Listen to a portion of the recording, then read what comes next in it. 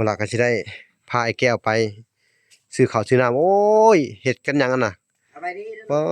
พากันเฮ็ดหยังอันนี้ฮะผมตารางเพื่อนเนาะก็สิแล้วแหละ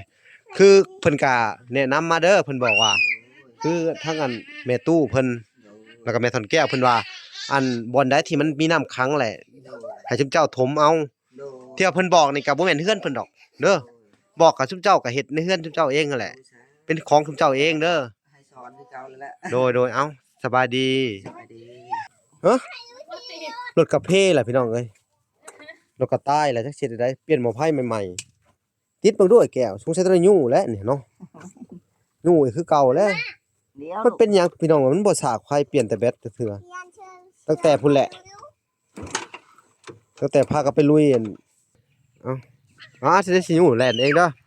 เอาพี่น้องเอ้ยสิปะตีนก่อนขึ้นจะเล็กยังล่ะใส่เลข1ไว้เน้นไว้เด้อใส่เลข1แล้วก็เน้นคาดไว้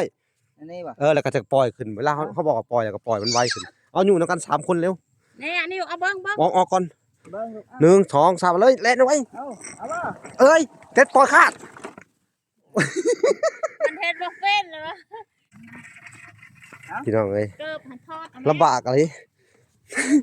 เหยียบเลข1ไว้เขาเลขแล้วเน้นไว้เน้นไว้เน้นไว้เหยียบเลข1ไว้โอ้เป็นเด้อแล่นไว้โลดเอา1 2 3เอาบ่เล็งอยากติดเกือบติดเลยจักบ่เล็งแล้วกูบ่ได้เปิดนะอีหยังวะแม่เปิดกระแจมันควรติดแล้วเมื่อยแล้วเอาไว้มันติดเลยได้เมื่อกี้ดิแต่มันเปิด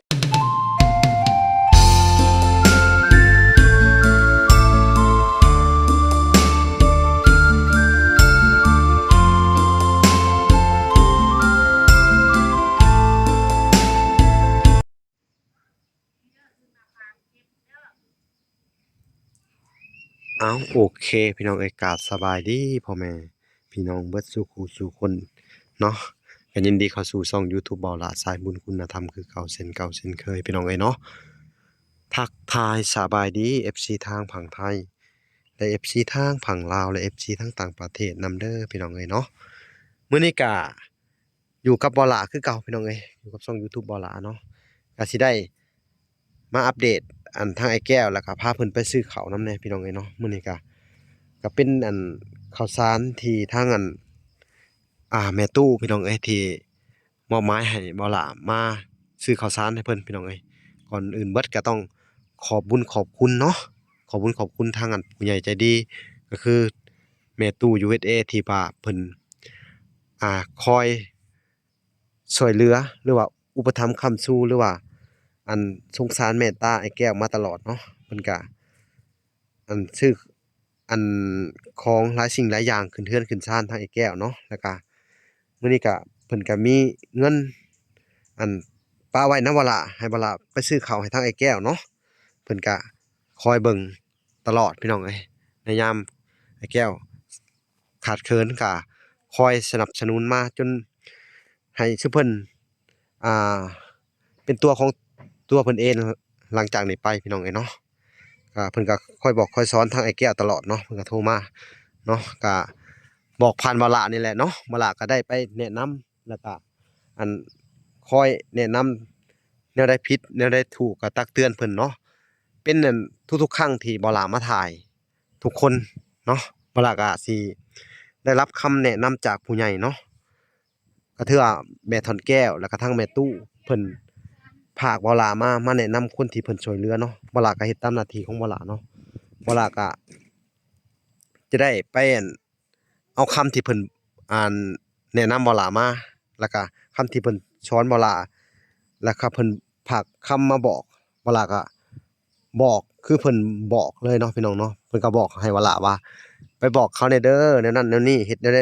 สิได้อยู่ได้กินเด้อลูกเพิ่นก็บอกเนาะก็ถือว่าคำสั่งสอนของแม่ตู้เพิ่นก็เป็นคำที่แบบว่าศักดิ์สิทธิ์พี่น้องเอ้ยก็ถือว่าเป็นคำที่บ่าวหลาเคารพและนับถือเป็นอย่างยิ่งเนาะก็คือทั้งแม่ตู้แล้วก็ทั้งแม่แก้วแล้วก็ผู้ใหญ่หลายๆคนที่ว่าภาคพันบ่าวหลามาแนะน ชุมเพิ่นเวลาก็มาแนะนำตามที่เพิ่นบอกเนาะทุกๆครั้งที่เวลาอันมาบอกมาสอนก็เป็นคำของอันผู้ใหญ่เพิ่นทุกคนเลยที่เพิ่นเคยบอกว่าเคยสอนนั่นหลายๆคนเนาะก็เป็นคนดีเบิดเพิ่นบอกแต่เพิ่นก็ให้เวลามาแนะนำให้ทางไอ้แก้วเนาะบางครั้งเฮาก็บ่กล้าได้พี่น้องเอ้ยที่ว่าจะมาคอยบอกคอยสอนเพิ่นเพราะว่าเฮาก็บ่ค่อยอันแม่นพี่น้องเพิ่นบ่มีสิทธิ์ที่จะบอกเพิ่นนะบางเทื่อบางลาก็คิดอยู่เนาะบางเทื่อก็บอกไปบางเทื่อก็ย้านเพิ่นบ่พังความย้านเพิ่นว่าหาว่าเฮานี่อันแบบว่าเจ้ากี้เจ้าการหรือบ่หรืออีหยังพี่น้องเอ้ยแต่ว่ามันก็เป็นอันผู้ใหญ่เพิ่นฝากบอกมาพี่น้องเอ้ยทุกๆเคสเนาะทุกๆครั้งหรือว่านับตั้งแต่ทางอันสายฝนแหน่ทางอันอาเบยเนาะแต่ว่าเพิ่นก็บ่เอาเฮาแหละก็คือว่าแหละเฮาก็สิได้มาบอกเพิ่นที่ผู้อยากได้เนาะผู้เพิ่นพังเฮาเนาะคือมื้อนี้ก็เป็นอันปัจจัยของทางแม่ตู้พี่น้องเอ้ยเนาะที่เพิ่นได้ฝากไว้กับเวลาก็สิได้พาไอ้แก้วไปซื้อข้าวซื้อน้ำโอ้ยเฮ็ดกันหยังอันน่ะ เอาไปดิ บ่พากันเฮ็ดหยังอันนี้ฮะ ผมตารางเพื่อน เนาะก็สิแล้วแหละคือเพิ่นก็แนะนำมาเด้อเพิ่นบอกว่า คือทั้งอันแม่ตู้เพิ่นแล้วก็แม่ถอนแก้วเพิ่นว่า อันบ่อนใดที่มันมีน้ำขังแหละให้ชุมเจ้าถมเอาที่ว่าเพิ่นบอกนี่ก็บ่แม่นเฮือนเพิ่นดอกเด้อบอกกับชุมเจ้าก็เฮ็ดในเฮือนชุมเจ้าเองนั่นแหละเป็นของชุมเจ้าเองเด้อ ให้สอนคือเก่าแล้วแหละ โดยเอ้าสบายดี เอาไปดิ สบายดี เร็วเอาไปดิลูก เด็ เด้อก ๆ เอาไปดิลูก สบายดี ๆสวัสดีลูก เร็วๆสบายดีมา เร็ว สบายดี สบายดีอะเดียว สบายดี สบายดีเดียวสบายดีสา ส วัน บายดี มื้อนี้ก็เป็นข่าวดีอีกเนาะฮู้บ่ข่าวดีหยังอีกบัดนี้ ยัง ว่าจ้า อันเพิ่นฝากเงินมาไว้นำวลาให้ไปซื้อข้าวสารให้เด้อ โดย เอาก็สิได้พาบอกแก้วไปเลยเนาะ โดย เป็นได้บอกแก้วไปเฮาออกเดินทาง พี่น้องเอ้ยเนาะอันนี้ก็เป็นข่าวดีนั่นแหละพี่น้อง โอ้ย นี่พี่น้องเอ้ย ไปลูกป้า ของบอกแก้วเพิ่น อืม ดิวป้าผมพาไปซื้อข้าวไป เวลาก็สิได้พาเพิ่นไปซื้อข้าวไปออกเดินทางกันเลยพี่น้องเอ้ยเนาะ ไป เดี๋ยวกันยางอ้าวนี่ของซีอยู่นี่ให้แก้วย่างออกที่รถ เอ้าขี่เอารถฮะ รถให้บ่ติด รถติด รถกระเพแหละพี่น้องเอ้ยรถกระต้ายแหละจักสิได้เปลี่ยนหม้อไฟใหม่ๆติดเบิ่งด้วยแก้วสงสัยต้องยู่แล้วนี่เนาะยู่อีกคือเก่าแล้ว เดี๋ยว มันเป็นหยังพี่น้องมันบ่สากไฟเปลี่ยนแต่แบตเทื่อตั้งแต่พุ่นแหละตั้งแต่พากันไปลุยอันบ่เอาเว้ยเพิ่นเฮ็ดแตะกี้พู้นพี่น้องเอ้ยแล้วก็ตายมาเลย ใครมันบ่ขึ้น นี่แตกไปเลยตะกี้พี่น้องเพิ่นพานไปลุยชนต้นไม้ตะกี้หมุนมีไปเลยนี่ก็ต้องไปยิบใหม่ใช่บ่แล้วก็เบ็ดเขาใหม่ตะกี้เขามันหักเลย อืม ต้องยู่เอาหาว่ะยู่คือเฮาเฮ็ดน่ะ เอา เดี๋ยวติดจักรไว้เลยฮะ ก็สิอยู่ให้ บ่เฮาสิถ่ายคลิป เนี่ยคอยชิมอยู่ ให้เมียยู่ไปไปผู้ยู่แล่นบนเฮาเฮ็ดหา แล้วก็ลง ไปยู่ไปเฮาก็ต้องอันมันแถวนี้มันบ่มีห้านจำเป็นแล้วบัดนี้ขี่เมื่อก็ต้องยู่พี่น้องลงค่อยจังยู่ได้นี่พอมันอันแน่ๆเปลี่ยนแบตเชื่อแต่เปลี่ยนแบตพี่น้องเอ้ยบ่ฮู้ว่ามันเป็นหยังมันบ่สะอาดบ่เฮาสิให้ทั้งอันน่ะเช็คเบิ่งเพราะว่าตะกี้มันถึกชนเนาะถึกชนต้นไม้หยังเนี่ยบ่เอาเบิ่งเพิ่นขับไปชนต้นไม้แล้วก็เลยอันเพตะไปเบ็ดเขาใหม่เขายังใหม่แล้วก็รถมันตายแต่พุ่นเลยตายมาเลย ลงค่อยไปคุณบ่ถ้าลงค่อยไปคุณกันยามาพี่ เอามาสั่น ค่อยมัน สิได้สิอยู่แล่นเองเด้อเอาพี่น้องเอ้ยสิปะตีนก่อนขึ้นขึ้น จะเล็กยังล่ะ ใส่เลข1ไว้ เน้นไว้เด้อ ใส่เลข1แล้วก็เน้นคาดไว้ อันนี้บ่ แล้วก็จะปล่อยขึ้นเวลาเขาบอกว่าปล่อยแล้วก็ปล่อยมันไวขึ้นเอาอยู่นำกัน3คนเร็ว เนี่ยนี่เอาเบิ้ง ออกก่อน เบิ่งลูกเอา 1 2 3เลยแล่นไว้ เอาบ่ เอ้ยเด็ดปล่อยคาด มันเฮ็ดบ่เป็นเหรอ พี่น้องเอ้ย เกิบหันทอด ลำบากอะไร เหยียบเลข1ไว้เขาเลขแหละเน้นไว้เน้นไว้เน้นไว้ เหยียบเลขหนึ่งไว้ โอ้มันเป็นเลข2อ่ะกระยามันเลข2กระยามันจังลองไว้เด้อเลยไว้โลดเอา1 2 3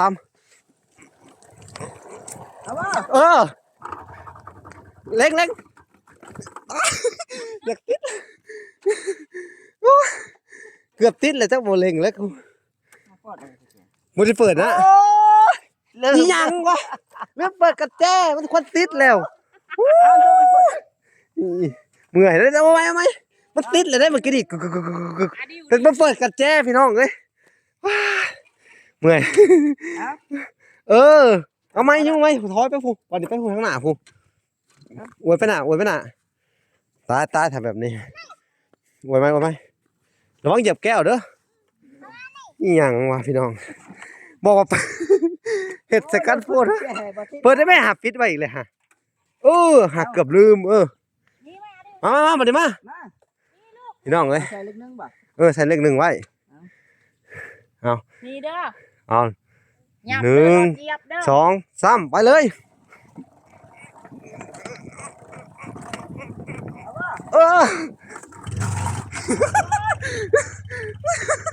กระโดดโอ้โหบ่หันมันสิติดแหละฮะ นั่นแหละเกิด อะล่ะเพิ่นว่านี่อะล่ะเกิดเพิ่นว่าเอาไปเอาพี่น้องเอาเข่าก่อนครับไปพุ่นเลยฮะฮะบ่มันบ่มีประโยชน์อ่ะมันต้องเปลี่ยนแบตก็บ่เปลี่ยนมาอาทิตย์หนึ่งแบตอ่ะซื้อบ่กระแพงหนึงเฮาต้องสิเข้าไปร้านใหญ่พู้เมื่อบ้านสิเอาเมื่อเช็คก่อนบ่ไปกระยาเด้อสิไปซื้อข้าวสารเด้อ เอาไปจืด คือข้าวสารเด้อมันถูกเข่าบ่มีบ่นั่งเด้อถ่ายอยู่นี่แป๊บหนึงออกมาไป เดี๋ยวขอมา อืม เอานี่พอไปเอา ไปเลยพี่น้อง อันนั้นคุมโพดกัน ทางกับน้ำสอบเพิ่นเนาะ โล ทางก็ได้ขาดเลยน้องซ่าเพิ่นเจ้าของเพิ่นบ่ได้เห็นบ่ เพิ่นเห็น น้ำล้นเด้อปลาไปเบิดเลยเนาะ โล พี่น้อง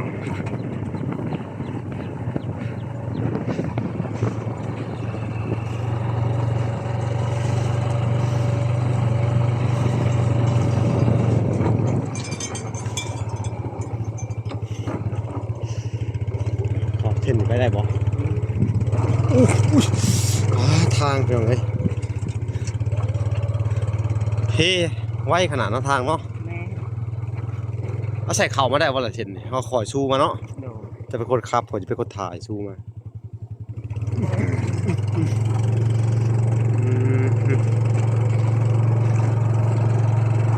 ต้นมะกระบอกเป็นอะไรใหญ่ๆหมากดกเนาะ ต้นลำไยเขา โอ้ลำใหญ่ต้นนี่พี่น้องเอ้ย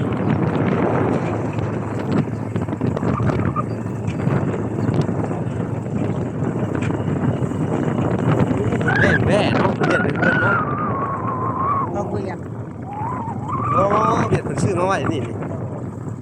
เอา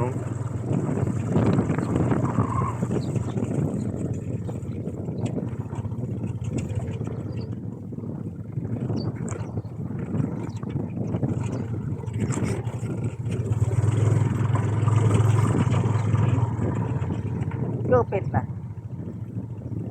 โทษเขาไปถามเพิ่นน่าเป็นอยู่ในเพื่อนเพิ่นอยู่ใส่เนาะ นั่นเลยคนละควาย ถามมันด้วยห้องถามเพิ่นบ่ได้อยู่นั่นนี่บ่วะเพื่อนเพิ่นอยู่ใส่วะ โอ้โหเลย ถามเพิ่นดูถามคนดูว่าเพิ่นคือว่าเปิดอยู่อึดๆเมื่อกี้นี่ นั่นน่ะคนละควาย บ่ทันเลย นั่นทามันในสนุกก็ได้ อันน่าถามเด้อ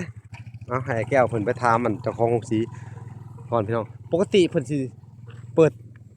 ดแล้วปิดไว้พี่น้องเอ้ยโรงสีเจ้านี่มื้อเช้านี่เขาก็มาสีเขากันใหม่ๆนี่บ่ล่ะว่าอายุถ้ามาบ่ทันเพิ่นสิปิดนี่ให้ทางไอ้แก้วเพิ่นไปตามก่อนพี่น้องเพิ่นเปิดเข้าแล้วเพิ่นก็ไปพี่น้อง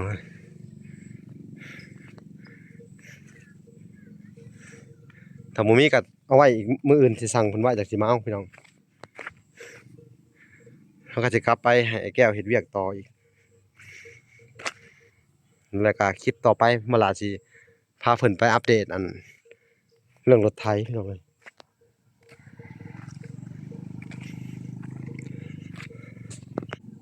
มาแล้วพี่น้องบวชเจอเจ้าของสีบ่เป็นไดบ่มีข้าวมื้อนี่บ่มีข้าว ก็ไม่ได้ซื้อ โอ้ ว่าเป็นอื่น เอ ไม่ อ ใช่เอาลำ10ชาวโหลมีอยู่ เขาอยากตัวจังได๋ ก็ว่าอยากได้หลายนะ อืม โดย คือว่าอยาก50โลสิ ก็เว้าแล้วแต่ก็ว่าบ่มีมื้อนี้เป็นมื้ออื่น มื้อเนาะ โดย มันยังพอกินอยู่ดอกเนาะแต่ว่าซื้อมาไว้ซื้อไปซะ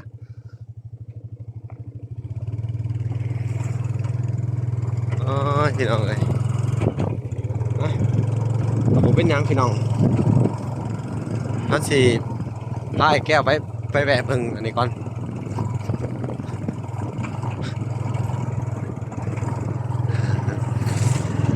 ไปเบิ่งเลยบ่ บ่ไปแวะอันสอบถามเพิ่นเล็กๆน้อยๆก่อน ที่นี่นะ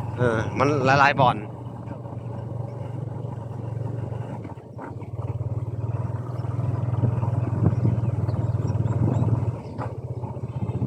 ว่าเพิ่นอยู่บ่ถ้าเพิ่นอยู่ก็เฮาคลิปหน้าเฮาไปเบิ่งกัน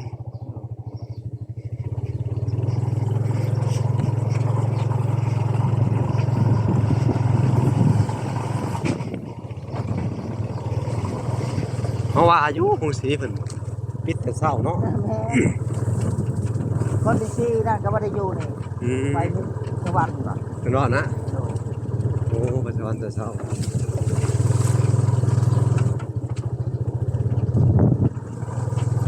อยู่เนาะ บ่อยู่อีกเอ้าพี่น้องเอ้ยมุ้ยไฟอยู่เลยไปจะออกไปเลยเฮ้ยออกบ่ได้ติกัดเพื่อน หรือไปทำช้างกันบ่ ไปถามสร้างก่อนปะอืม อันนั้นก็ให้เพิ่นบนรถแน่ว่ะ เออ แม่น สิถามว่าเพิ่นมีหมอสากบ่น่ะ โดย เลยให้เพิ่นเข่งโชว์ให้ โดยแม่นเสียเวลาเมื่อวานนี่เนาะ เอออ๋อทางพี่น้องเอ้ยให้เพิ่นเข่งโชว์ให้รถไปก่อนถ้าปล่อยไว้มันสิเพต่อไปแล้วเนาะ โดยแม่นเอารถบ่รักษาบ่ได้ได้รถ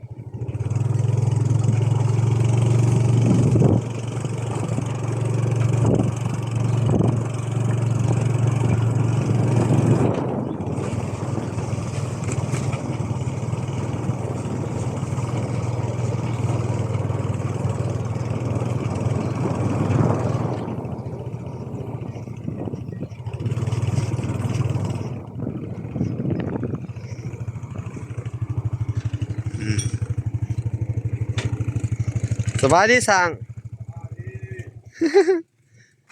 อันน่ะมีหมอสากไผ จะตัดก็ติดเลย มีแต่ยู่หัวอย่างเดียว ว่าใจระเบียบกัน เฮ้อบ่เฮาต่อไปเลยเบิดเลย แต่ว่าถ้าสากไฟเข้าไปแหละมันก็ได้เต็มคือเก่าหมอไฟบ่ตายเออมันต้องหาหมอสากว่ะ เจอเพิ่นเลยอาเบียงปอกว่ะ มันบ่ได้หมอสากอะลิ มาเชียง มันเบิดเอง อันไหนเพิ่นเล่นปอกก็มีรถไถ บ่อันก่อนอันเนี้ยถามแหน่สร้างอันนั้นยังมีไผเนี่ยอยากขายรถไถบอกเลยเด้อรถไถราคาประมาณ10กว่านี่นะ คือมีอยู่นะมือนั้น โทรถามหมู่นี่เด้อ 3เกียร์ป่ะ เท่าใดก็ได้แต่ราคาพอพังแน่ ราคา10ปลายล้านแพนนี่เด้ ก็ว่าเบิ่งสภาพรถนั่นแหละเนาะ แพนบ่แล้วแพนแล้วจอดไว้เลยพวกกันดีน่ะ บ่เออ มาเชียงเพิ่นเล่น โดยจ้าบ่ได้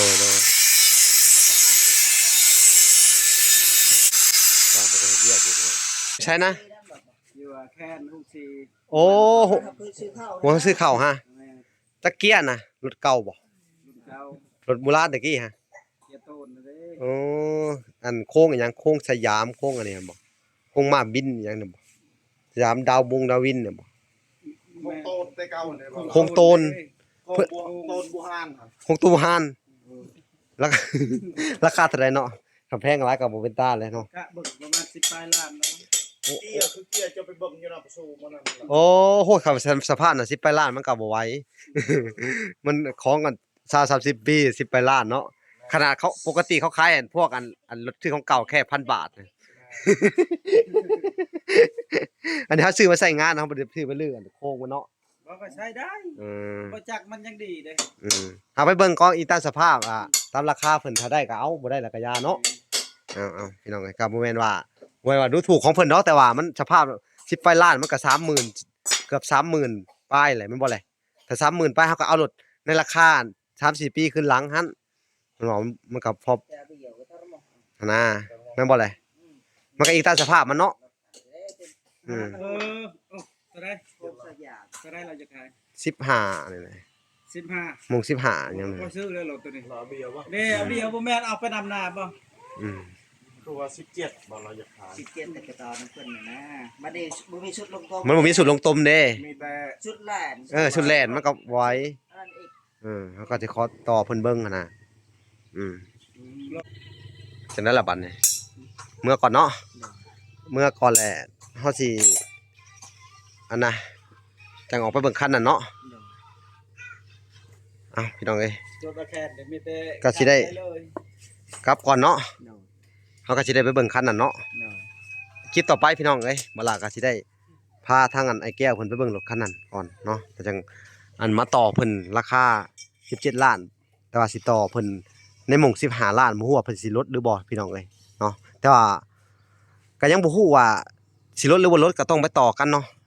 หลังจากที่เฮาไปเบิ่งรถคันนั้นก่อนเนาะก็จะมาต่อคันนี้เนาะ เนาะ เอ้าไอ้แก้วคิดว่าจังไดสิไปเบิ่งคันนั้นก่อนบ่ล่ะหรือว่าแล้วแต่เจ้าหรือว่าจะมาต่อคันนี้เลยก็แล้วแต่อืม อ่า แต่ว่าไปเบิ่งคันนั้นก่อนก็บ่เสียหายเนาะเฮาไปเบิ่งเนาะไปเบิ่งก่อนถ้าว่าเพิ่นว่าโอ้ยสิอืมพี่น้องเอ้ยตามใจเพิ่นพี่น้องเอ้ยตามใจอันคนอยากได้พี่น้องเอ้ยแต่คนซื้ออยากได้ให้ก็ซื้อได้พี่น้องเอ้ยแต่คนอยากได้ก็อันก็ตามใจเพิ่นนั่นแหละเนาะเอาไปเดินทางกลับก่อนอะไรเฮาคือไปดับรถเลยเขาบอกว่าอย่าดับ รับที่บ่อยู่ เอาบ่เข่งโชว์ก่อนซะเข่งโชว์ก่อนจังอยู่บัดเดียวบ่เจ้าบ่ต้องสร้างๆเจ้าก็เฮ็ดได้อยู่ค้ำขาขึ้นสิบอกมันบ่ได้ยากดอกสร้างเพิ่นค่าเวียกก็สิให้ค่ากระแจเพิ่นอยู่ดอกเอาไว้เอามาเฮ็ดรถจ้ะกระแจ1017เอามาโลด เฮ็ดไปนำเนาะตลาดเนาะ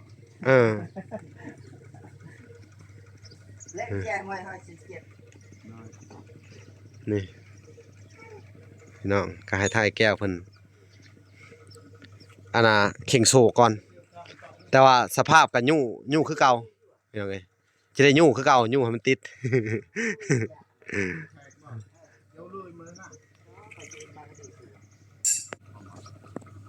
มื้อนี้จะให้บ่แก้วเพิ่นเข่งโซก่อนเฮ็ดชั่วคราวมาก่อนว่าคือบ่เอาตัวหนึงมาหลอกนี่นำแน่ดึงขึ้น แม่นบ่ แม่นบ่แม่นเหยียบลงบ่ ลองเหยียบลงดูเอาดีๆกระแจเขาหักเด้อห่าแม่นบ่คือแหน่นลงเรื่อยๆดึงขึ้นไปเอาดิ สั่งจำเป็นพี่น้องเอ้ยอันนี้สร้างไม่รู้อะไรบ้างเลย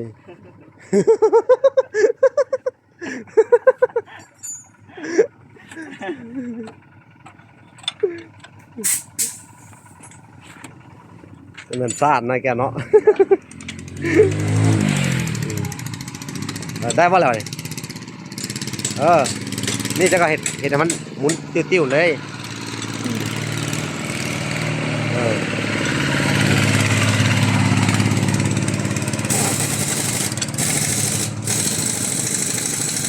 เห็ดช่วงยาวๆเนี่ยเห็ดช่วงพี่เด้ไปบ่จังหวัด อันนี้หมุนนำโอ้ยหมุนมือพอแล้วพอ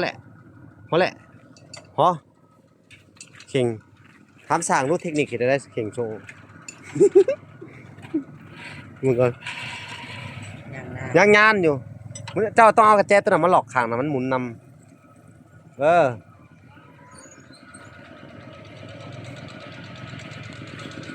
ตัวนี้ประมาณ19นี่แหละ19มาหรือ21ได้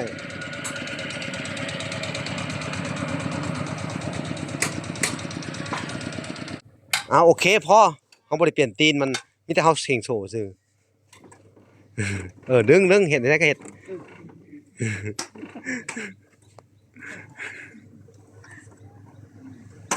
แล้วก็หมุนเข้าไปนี่นั่นแหละเปากระแจนเบอร์10เอาเบอร์10มา 12นะ เบอร์12ก็ได้เอามาโลด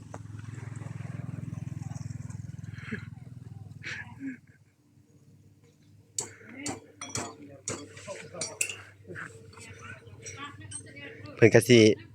เข่งโซ่พี่น้องเอ้ยช่างมือใหม่หัดเข่ง ได้อันว่าสิไป เยี่ย ไปซักเบียร์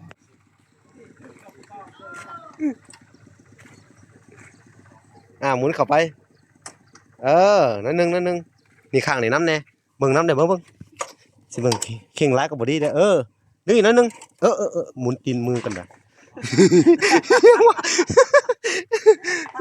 อีหยังวะ พอดีแล้วน่ะ พอดีแล้วก็เอาตัวนี้นี่ โดยเดี๋ยว นี่หมุนข้างนี่เอาเข้าอีกไปนิดนึงโอเคเบิ่งตีนมันเด้อให้มันตรงกันแน่ไปคนละข้างว่าสิได้บ่มัน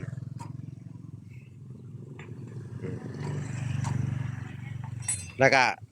คือว่ารถตัวนี้แก้บ่ได้พี่น้องคือสั่งอะไรมาเบิดเลยมันตั้งสตาร์ทได้เพราะว่าสั่งเท่านี้เพิ่นบ่มีอะไรพี่น้องเอ้ยเวลาต้องกลับไปห้านใหญ่ๆเอารถไปปะไว้เพิ่นต้องลื้อใหม่ให้เบิดเลยเพราะว่าสาเหตุที่มันสตาร์ทบ่ได้ก็มันติดบ่ได้ก็มันเพตั้งแต่นู้นเลยที่ว่าลาบอกทุกคนนั่นแหละนี่เพิ่นเอาไปชนต้นไม้คอกับเบี้ยว ขี่จะได้เป็นคนต้นไม้ จักแล้วคอจนหักเลย ต้นมันใหญ่ต้นไม้ก็ใหญ่เนาะยังไปสนอีก เอาไปได้ละบัดนี้แล้วบ่โอเคคือยังยานอยู่มึงก็ดูโอ้ยังยานแห้งเลยได้แก้วหมุนเข้าไปอีกดึงเข้ามาประมาณนี้แหละหมุนเข้าไปเลย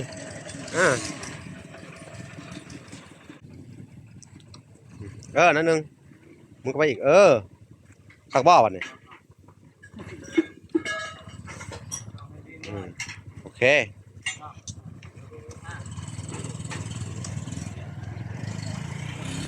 แล้วเราบ่สร้างแล้วเราบ่ได้เนาะโอ้ใช้ได้แล้วมั้งเบิ่งเอา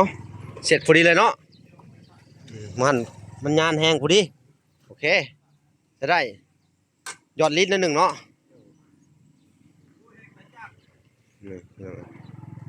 เห็นแล้วน่ะมีจะต้องหลอกข้างนึงแล้วก็หมุนข้างนึงไอ้เนี่ยผมเจอผมเคยกระดาษเบียร์ โอเคแล้วก็หมุนข้างนี่น้ำแน่หมุนข้างนี่ ตาลายเลยสิมาหมุนอันโชคได้อย่างไดบัดนี่ โอเคพอโอเคแล้วเนาะบัดนี้คือเก่าเด้อใช้ระบบอันอัตโนมือคือเก่า